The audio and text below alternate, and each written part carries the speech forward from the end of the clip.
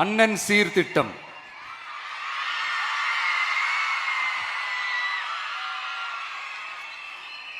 ஒவ்வொரு குடும்பத்திற்கும் மிகப்பெரிய மகிழ்வை தருவது அந்த குடும்பத்தில் நடக்கும் திருமண கொண்டாட்டம் தான்.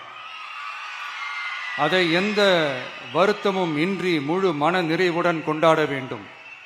அதற்காகவே நம் தங்கைகளின் திருமணத்திற்காக 8 கிராம், அதாவது 1 பவுன் தங்கமும்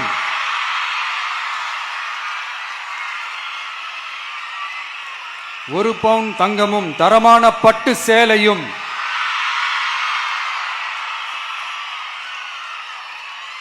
தாய் வீட்டில் இருந்து அண்ணன் சீராக அளிக்கப்படும்.